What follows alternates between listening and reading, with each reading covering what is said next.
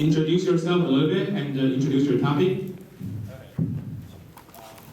My name is Frank Wayne. I was a senior at Lynbrook last year. I graduated in June, and right now I'm waiting for September to come so that I can go to the University of Chicago, where I'm going to be studying economics and math. And essentially, what I'm going to be talking about today is I've kind of an interesting story because I got into the University of Chicago with grades that you would probably not expect. And then so I'm going to be talking a little bit about my high school experiences and how that factored into my admissions process. Hi, my name is Dennis. I'm going to be a sophomore at Harvard University, and today I'm going to be talking a little bit about college life. Hi everyone, my name is Sherry, and I'm going to be a junior at the University of California, Berkeley. I'm currently studying computer science and biology, and my topic will be about how to get into Berkeley. And our first speaker is Frank.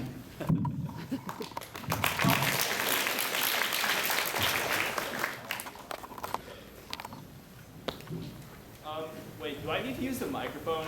Yes. Okay, all right. We can't hear you. Okay, start the timer.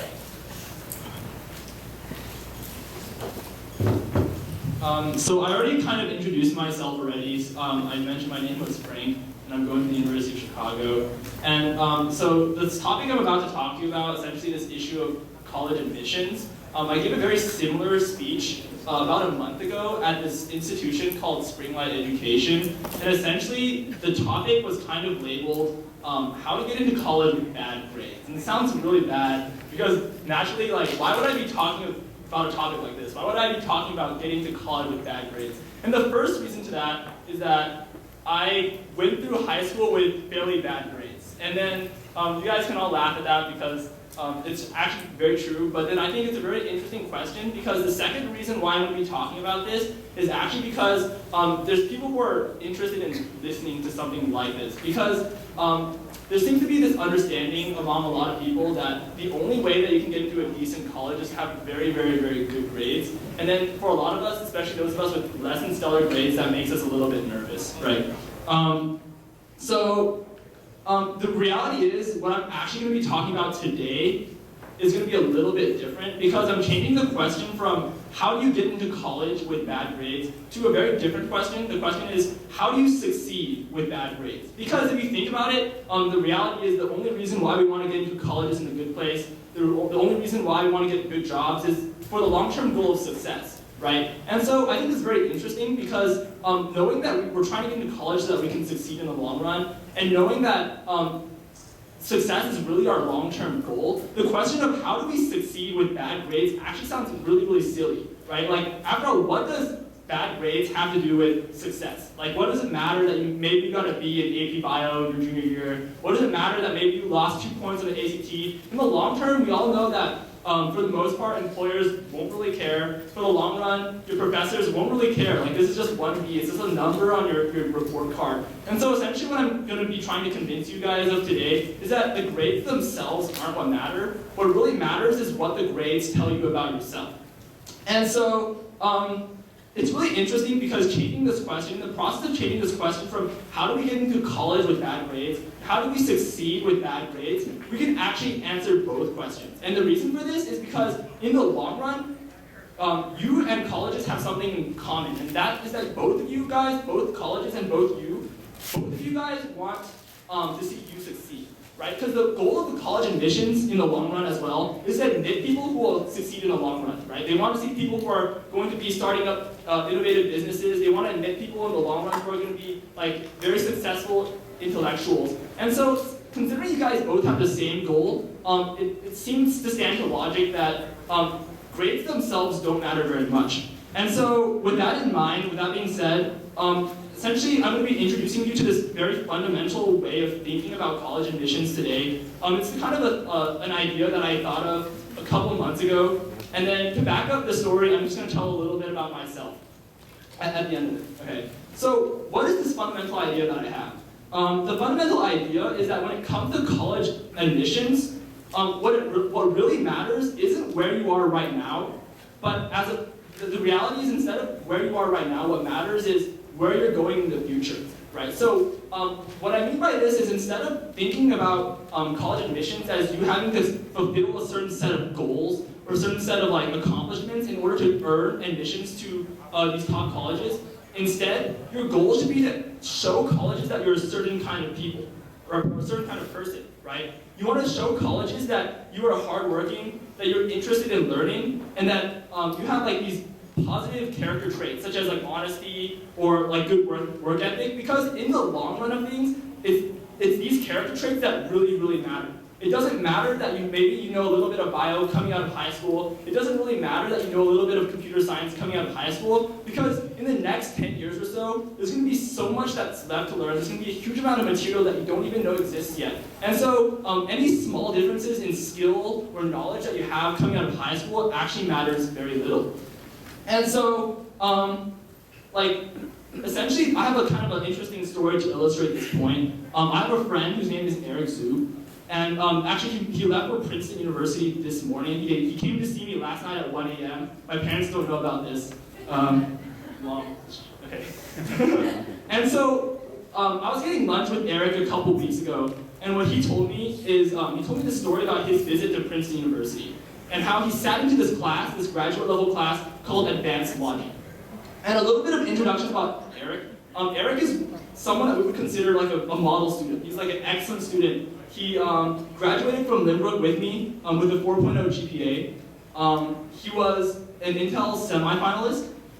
He was 3 years ahead in math than most of the people graduating from Lynbrook. And so, like, stereotypically, Eric is the kind of person you would naturally assume to be very smart, very knowledgeable, and possessing like a very advanced skill set, right? But what Eric told me was he sat into this class called Advanced Logic because it sounded interesting, but then 2 hours after sitting in the class, when he walked out of the class, he realized he didn't understand anything at all. Like, so it's interesting because even for someone like Eric, right, like this model student, this student who knows so much about math, so much about science already, sitting in on this graduate level class, he had no idea what's going on.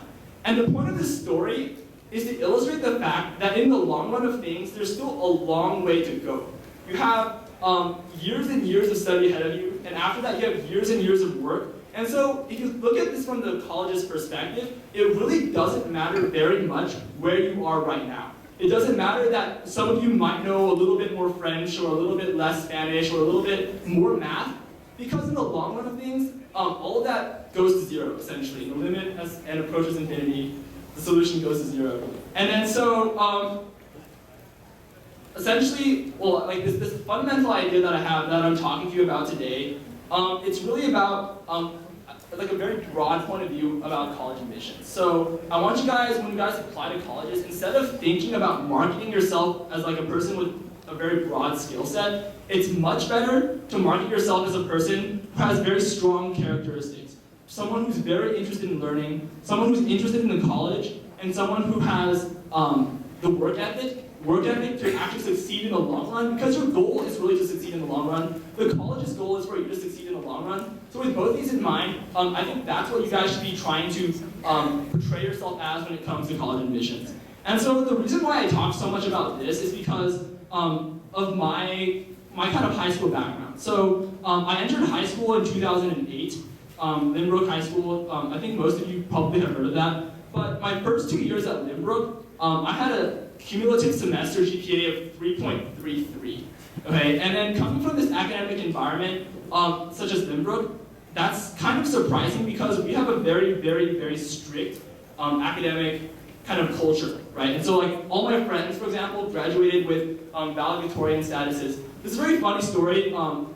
Essentially, if anyone here has been to a Lynbrook graduation, what we do is we add suffixes to the end of our graduates. So, for example, when we call people up for names, like we might be calling them up, and then at the end of the names, we'll always add something such as valedictorian or salutatorian or like ASB technical officer. And these are supposed to demonstrate to people or like tell people about the different accomplishments that these people had while they're at Lynbrook. And so, since we gotta pick seats for graduation, the funny story is that I was sitting with all my friends, right? And then so, being the 10th name to be called, everyone ahead of me had a valedictorian after their name. So it sounded like this, like Jasmine Chow, valedictorian. Kevin Chu, valedictorian. Eric Zhu, valedictorian. And then when it was time for them to call my name, it was just Frank Wayne, and there was nothing behind my name. It's a little bit embarrassing, but then it's not exactly how it seems. So I'm not exactly answering this question of how to get into college with bad grades naturally, but the reality is, even though I had this 3.33 cumulative semester GPA my freshman and sophomore years, I graduated senior year with a semester GPA of 4.0. And so I just want to talk a little bit about this process where I went from from this 3.33 GPA to this 4.0 GPA. And so the reason why I had these bad grades to begin with was, as a child, I was tutored by my grandparents. Okay, so my grandparents were very strong on math, and so I spent countless hours as a child learning about math way ahead of the other kids in my elementary school. And so, for example, I was learning about things such as multiple digit multiplication, fractions in first and second grade, whereas many of my peers didn't start looking at that until maybe third, fourth, or fifth grade. And then the result of this is I developed a set of very, very bad work habits. Namely, essentially, I convinced myself that I can learn and I can get good grades without having to study hard. And then this is a habit that carried throughout my middle school years, throughout my early high school years. Okay, and this is a really interesting story though, because if you look clearly around, looking in hindsight at least, it's very obvious that the problem that I had was I had not learned to work hard. It's a very simple fact. It's very easy to say now, but to be honest, to say that you're not working hard is probably one of the most difficult things to tell yourself in the present. Okay? It's really hard to come to terms that whatever success you're not having is actually your fault, believe it or not. And so there was a couple of things that really turned myself around when it comes to college. And so, when it comes to grades. So the first thing was, I was exposed to music. Okay? And so, I've been in the music program at Lynbrook for 4 or so years. And in the music program, there was this musician whose name was Jeff Leo. Okay, and Jeff was a remarkably talented clarinet player. If you guys have heard of CYS, which is the California Youth Symphony, Jeff Leo was the principal clarinet player in the senior ensemble his freshman year. And right now, Jeff Leo is at Columbia, and it's kind of a sad story because he was planning on doing a dual degree program between Columbia and Juilliard, but his clarinet broke the day of the auditions. But what Jeff really taught me was that it takes a lot of hard work to succeed. And it sounds really cliche, but when you're in an ensemble with these very, very talented musicians, like Jeff Leo, who practice 4 hours every single day, it's really not a surprise to see that they're better at music than you are. It's really not a surprise at all, right? And so this is one of the things that convinced me to start working harder in school, because it helped me come to terms with the fact that I probably wasn't working as hard as I could. The second thing that really changed things for me was an article called Surviving MIT. And this was an article posted on the MIT admissions blog. Okay, and this is the story about essentially an MIT admissions officer who had gone to MIT and who had started school with this very, very optimistic, very hotshot attitude about the fact that he just got into MIT, right? That's a big deal. And so this hotshot MIT student, 2 months in, realized that he was actually not doing very well. And so he wrote about his experiences trying to struggle to stay in school because he was in danger of dropping out. And the story goes like this. So essentially, this kid who is struggling in math, he met a friend, okay? And his friend was 1 year older than him, but his friend was actually even more hotshot than he was. Because he not only got into MIT, he also started math classes 4 years earlier, 4 years ahead of everyone else. He was taking graduate level classes his freshman year. And so this guy who was struggling with his schoolwork at MIT, he went and he talked to his friend and asked for help. And then what he realized in this process of getting back on track, he realized the real way to succeed was through a lot of hard work, doing a lot of practice problems, studying very hard for your tests. And then so, for a lot of us, especially those of us who don't struggle a lot through high school, it may come as kind of a shock that to get far in life you really have to work hard. But reading this article, I read this article near the end of my junior year, and then it actually just like, it really made me think about myself. And it made me consider the fact that maybe I might be like this MIT person, and maybe I was not quite working as hard as I could be, and that I probably should. But the last thing I'm going to talk about was my experiences with one of my high school classes, and that's the class of AP US History. If you guys have probably heard of AP US History. And so at the end of my sophomore year, before I took AP US History, I went to my world history teacher, and I asked her if maybe I should be taking this AP class next year.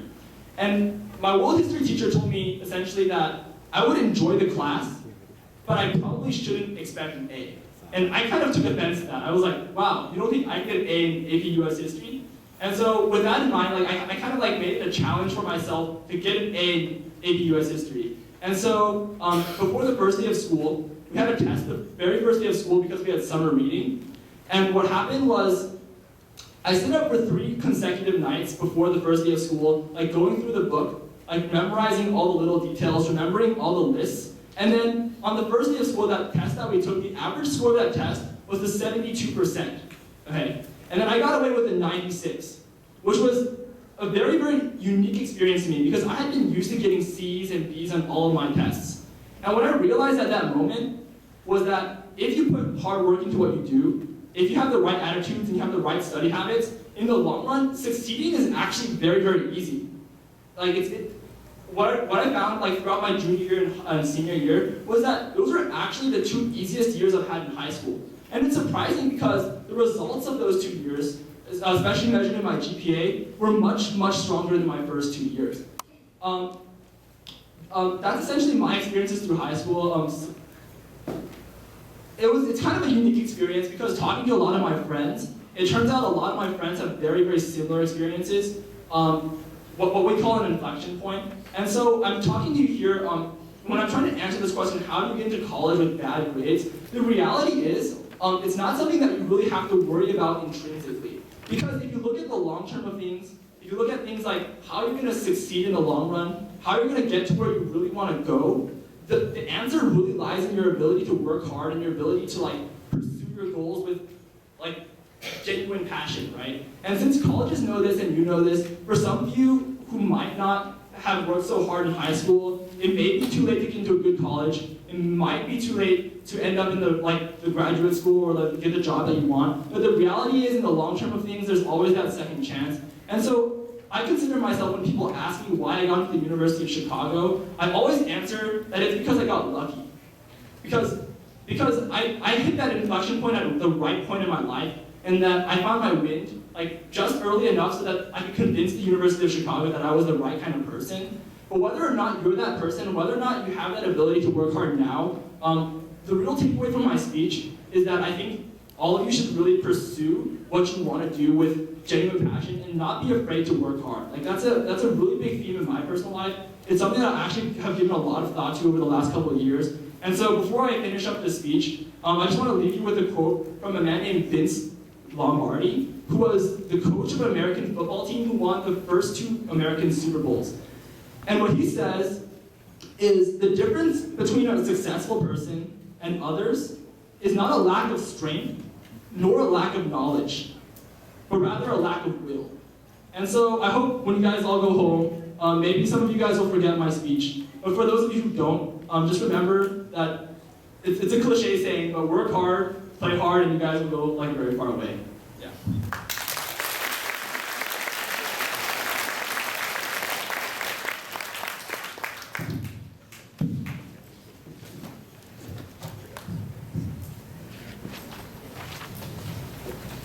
Hi everyone. So sorry if I mumble a little bit, I just got my wisdom teeth pulled out. I'm going to be talking about college life. And essentially, college life when you're living 5,000 miles away from your parents is you're on your own, you adapt, and you learn a lot. Alright, so one of the first challenges people face when they go to college is living with new people. Like, before I lived in my own room, now I have to share a room with 4 other people, or 3 in my case. But basically, when you have 4 guys living in a small room with a small common room, things get messy really quickly. So basically, you have to learn to start worrying about other people's privacy. You have to learn to start throwing things out. You need to learn to start keeping your space sort of clean. And so all these things this is just a challenge of living with these people. Another problem is that people wake up at different times, people sleep at different times, people have different cultures, people have different traditions, people do different things. And all of these you have to be able to adapt to when you go to college. So basically what happened for me was that the first week that I was at Harvard, our residential assistant gave us a list of things that we needed to look over, like who would throw out the trash, what space is whose, when we were going to sleep, and all these things that we had never thought of. And so we just sat down together and we planned all this stuff out. And this is something new for me because before I had my own room, I never had to worry about what I did because it wouldn't affect anyone in any other room.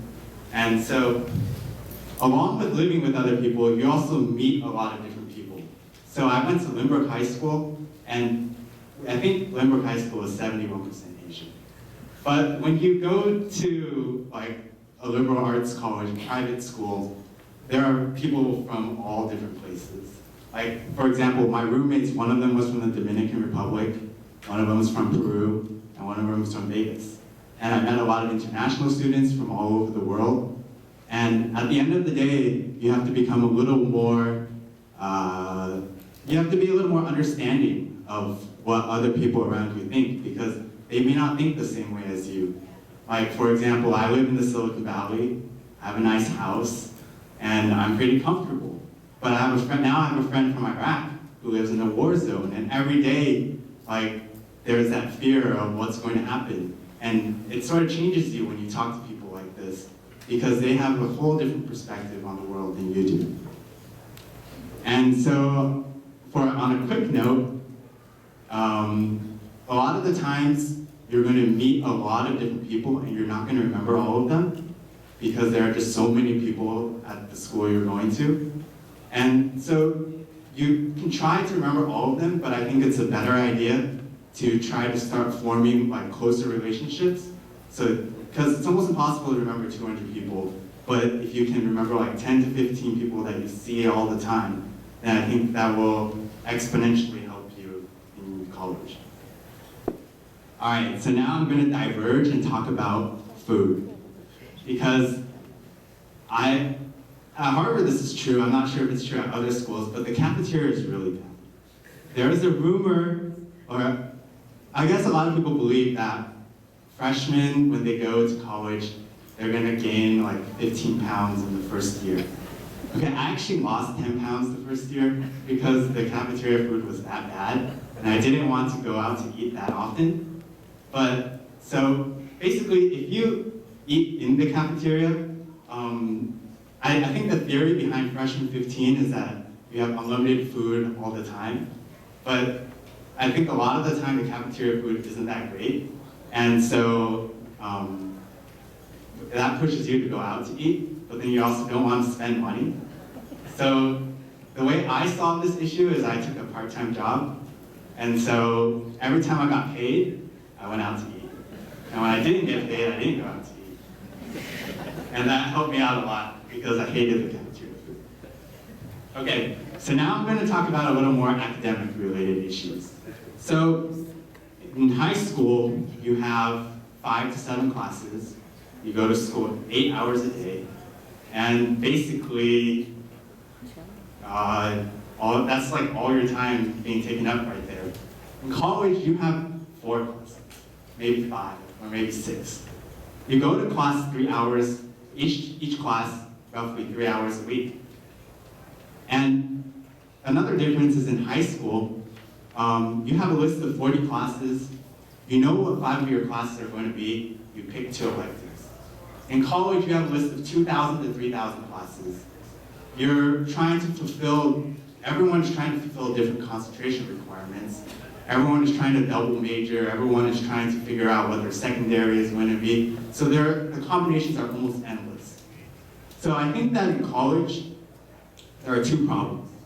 first, you don't know what classes to take, and second, you don't know how to spend your time because you have so much free time now. You're not forced to be in class. So I'm going to talk about the classes issue first. I only just realized that I need to plan my 4 years in college, like a couple weeks ago. So, like the first year I was just like, okay, these are the classes everyone else is taking. I'm going to take them and see what it's like. But now I realize that if I want to finish like a bachelor's and a master's in 4 years, or if I want to do a secondary, I need to figure out exactly what classes I'm going to take and when I'm going to take them, or else I'm not going to be able to fulfill those requirements. So I think it's a good idea when you, like maybe not the first year, but like as you progress and start thinking about what path you're going to take, you need to immediately start thinking about how you're going to fit your classes in. Because that is a lot more work in college than it is in high school. All right, so now the second problem, you have a lot of free time. What do you do? So the first thing I think that a lot of people do with their free time is they go and party, because that's something you can do in college that didn't exist in high school. And so I feel like a lot of people do that to a certain extreme, but then a lot of people also work to an extreme. And I think that you need to find a balance there. You need to be able to, not only do you have to work hard, but you also play hard. Because otherwise you get really tired. And so, so even though you have a lot of free time, because when I first got my schedule last year, I told my mom, wow, I don't have any classes. But then I found out that colleges have endless activities that you can pursue. There are endless clubs, there are tons of sports, there are tons of internship opportunities, there are tons of research opportunities. And so wherever you go, you can find something to do. And I think one thing that I failed to do last year was explore as many options as I could. But at the other end, there are also people who like did so many extracurriculars that they were up until like 5 a.m. every morning. And so I think that it's a good idea to try a lot of things. Now, don't go too deep into them. And when you figure out which ones you want to keep, then you keep working towards those, and you drop the others. And so, like, as long as you think you have enough time to do it, and chances are you will have enough time to do it, you should go for it. All right, and so next I'm going to talk a little bit about academics, like the atmosphere at Harvard in terms of academics. It's a little different from other schools. So I went into college thinking that like, oh man, I'm going to be graded on a curve and I have to compete with everyone around me.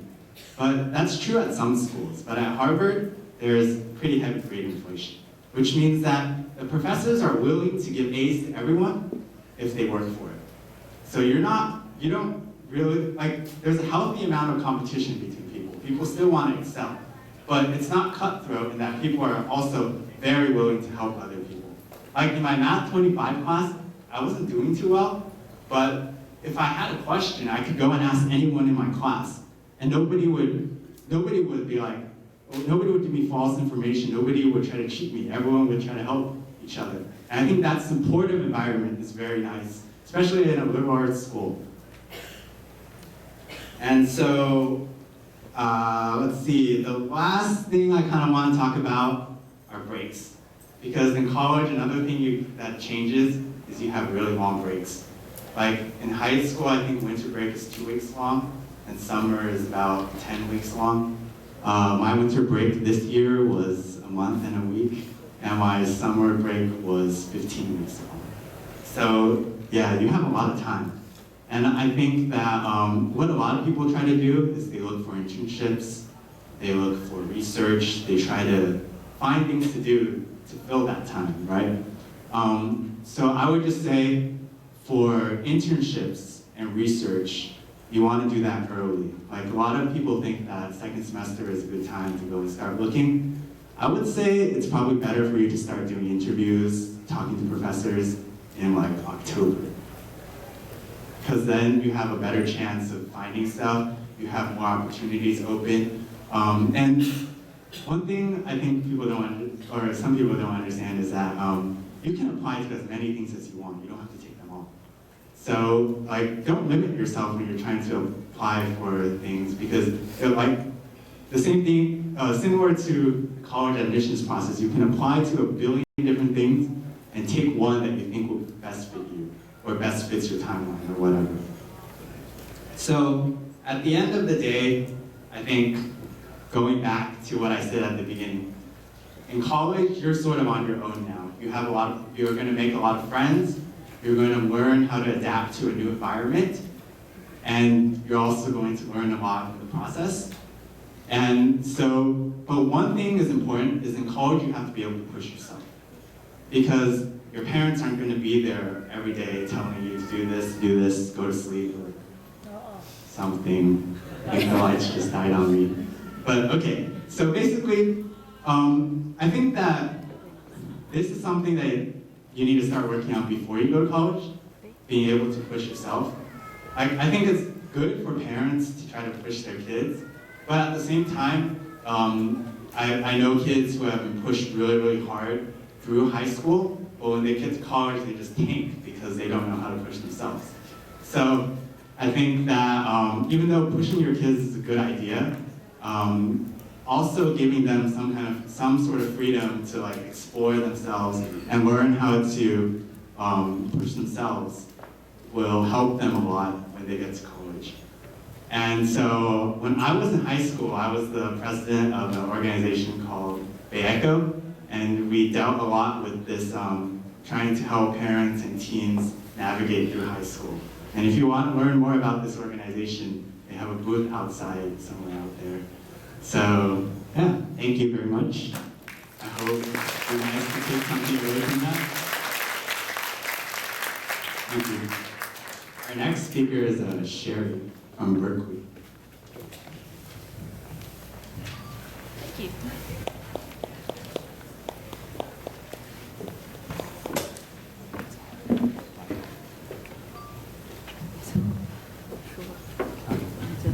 Hi everyone, I introduced myself earlier, but I'll do it again. I'm Sherry from the University of California at Berkeley, and again, I'm going to be talking about what it takes to get into UC Berkeley, and just sort of what kind of personality you need, a little bit about the campus, and what you can do to improve your chances.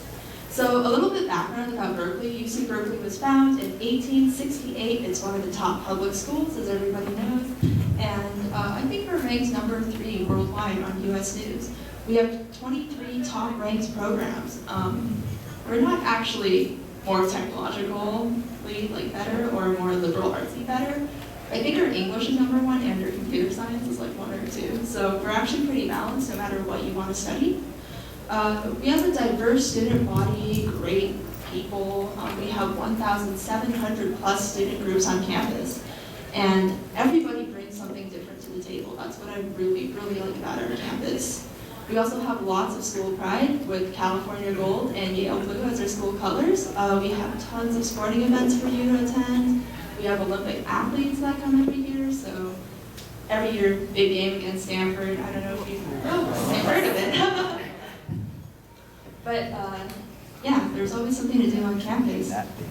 There's lots of career fairs. The recruiters are always looking for students, like no matter where you are, for internships and stuff. So that's just a little bit about Berkeley campus. And the real question is, how do I get there? Like, what kind of person do I need to be to get into Berkeley? And I'm going to toss out some numbers right now. So in 2012 to 2013, the admission statistics for Berkeley was that 20.8% of all applicants were accepted. The average unweighted GPA was 3.90, and the average weighted GPA was 4.37, with an average SAT score of 2077. The 25th to 75th percentile SAT scores were 600, 650, and 620 for critical reading, math, and writing, respectively, on the lower bound, and 720, 770, and 740 for the upper bound. For the ACT, the lower bound was 27, 27, 27 for composite, English, and math, and 33, 34, and 34 for the upper bound. So these are numbers, and these are numbers that you can achieve by working hard in high school. really, there's no way around it. Frank emphasized this point. You need to sit down and study to get the scores. You need to like take the classes. It's actually pretty straightforward how to do these. You also need to take AP courses, generally. I mean, you don't need to, but they improve your chances of getting into college. I'm sure you've heard of that before. Personally, during my time at Lowbrook, I took 10, I believe. But the average student takes about 3 to 4, and that suffices. As long as you really enjoy what you're learning, and you put like a lot of time into understanding the material in your AP courses, you will be okay. I guess in addition to like grades, there's something else that's really important that's not always immediately apparent, and that's passion. You need to have a passion for something if you want to like get into a really top school. Top schools are looking for people who are dedicated towards something, who are leaders in their field. Like UC Berkeley is a research institution. We have a lot of great professors. I'm sure you've heard we have like 70 Nobel Prize winners on campus. And these professors really love what they do. And they're looking for students who are equally passionate in a field. And I'm not just saying like you have to be passionate in like science or math. I mean, you could love the environment. You could do a lot of environment-related things. Personally, for me in high school, I like doing student government. And while that's not the most technical thing in the world, I still really liked what I did. I went out and I pursued it. And I was part of the San Jose Youth Commission. I was on school government and all these things. And I enjoyed doing it. I had fun while doing it. And it showed colleges that I was really passionate towards something at the end of the day. And I think this was something that like Frank really emphasized too. Like this idea that you really, really need to like find something that you're interested in. I mean, a lot of people are like, oh, I'm just gonna take a chess class and I'll play tennis, and in my free time I'll do like these math competitions, and then I'll be part of Intel. But in reality, it's really hard to be good at everything. And I think it's personally better to find something that you really like and pursue it, instead of kind of tapping into every field and not really having a focus. There's also like extracurricular activities, which I'm kind of talking about right now. But what I want to say is like, go above and beyond what everyone else does. Like, people volunteer in hospitals all the time. That's one thing I hear. Like, I volunteer in a hospital, or like, I volunteer for Key Club. And while those are really popular activities, they don't make you stand out. You need to like find something that really makes you like pop to colleges, like something unique about you that maybe very few people or nobody else even has. And that's one of the most important things you can do for yourself in addition to academics. Yeah, I think that's it. I don't really have too much to say about how to get into Berkeley, or any top college for that matter. It's really just about finding something that you're passionate in and pursuing it and getting the grades.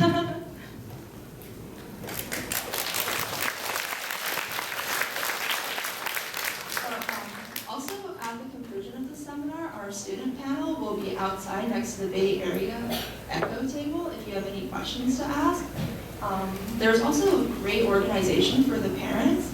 It's called the Mama Tin Zangman, or like the Bay Area Mom Group. And if you want to connect with other mothers about how to sort of raise your child, or like things that other children are doing that you're interested in, feel free to go outside and find the table and talk to people there. Thank you.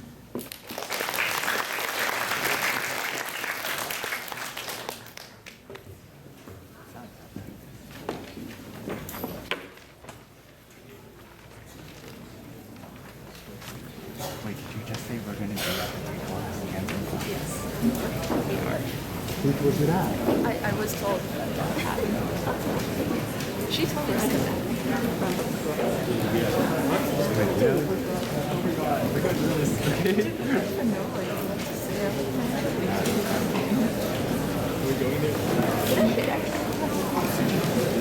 Megan Hall in your class. Megan. Hall. Yes.